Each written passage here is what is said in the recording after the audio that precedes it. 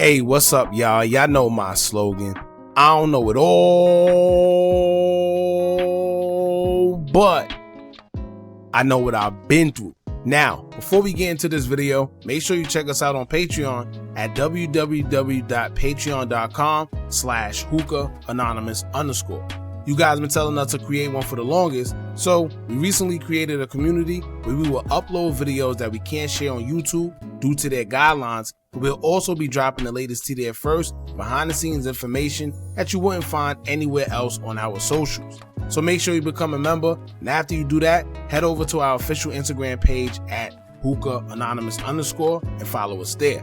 Now without further ado, let's get into what you guys came here to see.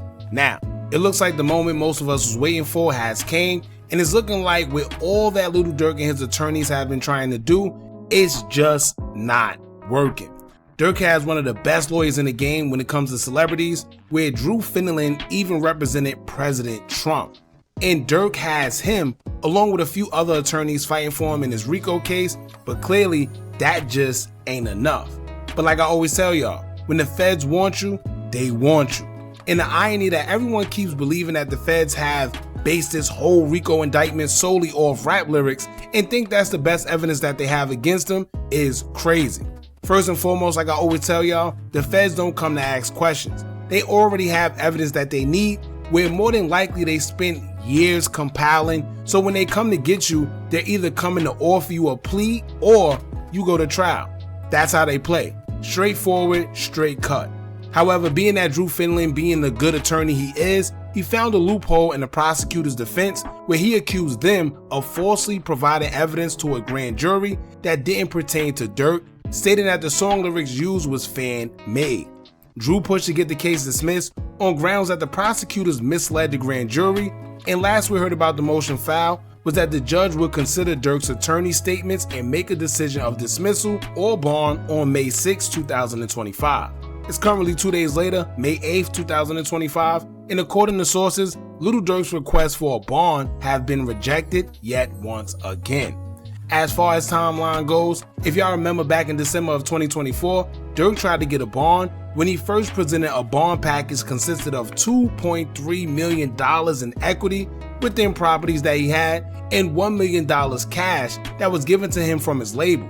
Unfortunately, it wasn't enough, and on December 12, 2024, a judge denied bail for Lil Durk and everyone was surprised. But before the bond package was denied, a sealed indictment including Lil Durk's name was brought up by prosecutors stating that Durk may be involved in yet another M for hire allegedly for the unaliving of a Chicago man by the name of Stephon Mack, who's believed to have had involvement in Durk's brother D-Thing being unalived. Not giving up and still feeling determined, Durk's legal team will try yet again to put together a new bond package they felt the judge couldn't refuse.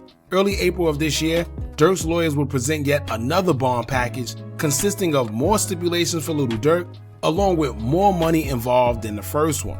In the new bond package, it included $900,000 in real estate, $1 million in cash that he received from his label, $150,000 more that he got from a business associate, and full court supervision along with electronic monitoring.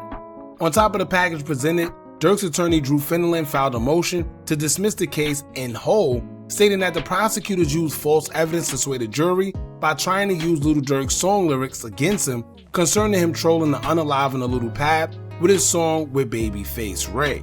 However, he would state that the producer of the song said the song was recorded 7 months prior to Lul Pab's shooting, making the verse null and void pertaining to Lul Pab's demise.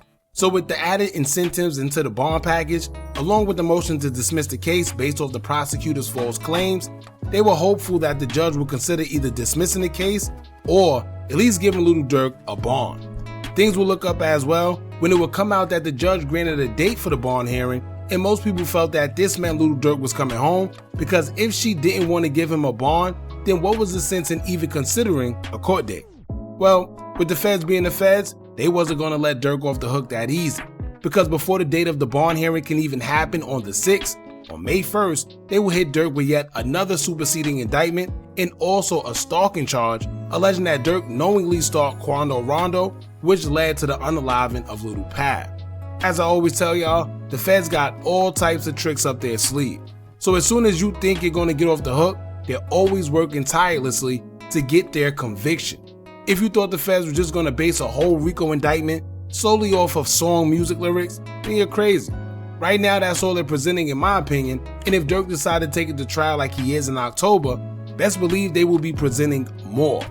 Now with all that being said, Durk was scheduled to appear at his bond hearing on May 6, 2025, which was Tuesday.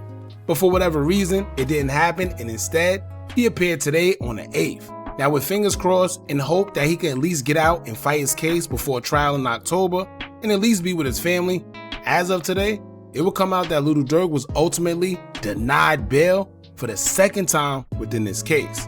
Nancy Dillon, who is widely known for covering celebrity court cases, would tweet saying, quote, "Lil Durk denied bail again. He smiled at the crowd of about 20 supporters as he was remanded."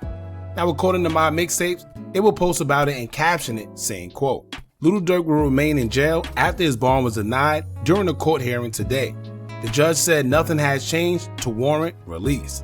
She also referenced a report that Durk is violating federal custody rules by using other inmates' phone accounts and engaging in three-way calls. Now, you see how they say he's violating federal custody rules by using other inmates' phone accounts? First and foremost, he was already caught for this, right? If I'm not mistaken, it was a couple months ago where it came out that he was violating the federal custody rules because he was making three-way calls or he was using other inmates' pins and all that. So to be honest with you, something ain't right at all. But that should just let you know off rip that they're just trying to keep him in there. Simple as that. When they start pointing out petty things like that, it's a clear indication that they're just trying to keep him. For one, if you know anything about the feds or just jail period, everyone's using someone's pins. Everyone's using three-way calls, right? There's inmates who don't have any real monetary support, so they sell their phone time to someone else for money. So everyone's doing it. Even right now, this minute, there's someone using someone's phone pin as I speak, right? But like I said, it's little petty things like that that let us know that they're not trying to let him go and they're using anything as an excuse. Now, for the ones that think they only have lyrics as evidence, I think we forget that them people said they have over 230 gigabytes of digital evidence, such as audio and video recordings, surveillance footage, and approximately 20,000 pages of reports, photographs, witness statements, and medical documents. Now, where the medical documents come from, I don't know.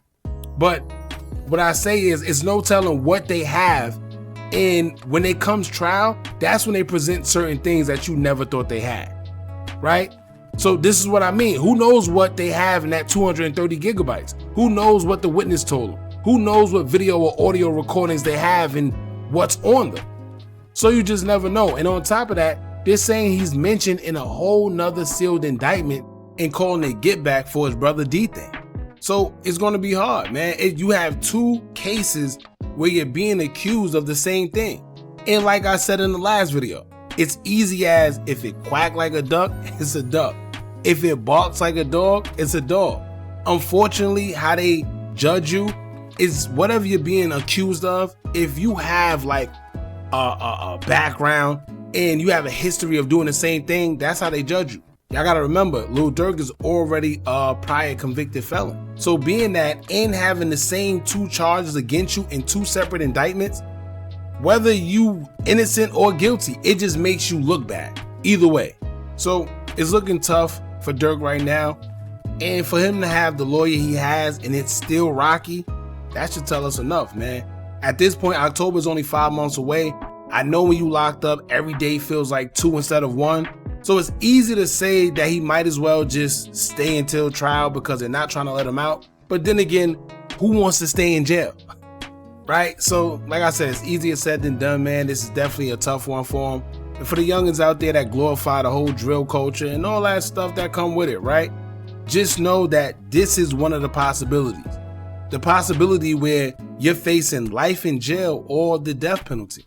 Because that's what Durk is facing right now. Right? And to be honest with you, a lot of us that, or a lot of y'all that partake in the drill culture that's out there spinning, whatever you're doing, right? You may not have the type of access to the money or lawyers that he had. And this just goes to show you that sometimes that don't go too far neither. He has one of the best lawyers. He has money. Look at the money that he's putting up. But once again, sometimes when, they want you, that stuff don't even matter. And to think that you're out here doing exactly what he's doing, allegedly, or maybe doing whatever it is you're doing, right? And you don't have nowhere near as much money as this man. A lot of guys out here, they be committing crimes and don't even have no bond money, no bail money, no lawyer for an attorney, none of that. So just let this be a lesson, man. It just is what it is. I ain't gonna carry on. Basically, at the end of the day, Durk has been denied bail once again. Y'all jump in the comments. Let me know what y'all think about this. Don't forget to like, comment, share, and subscribe. Hit that bell so you're notified every time we drop new content. And remember, as long as you keep on watching, I'm going to keep on dropping. And I'm out.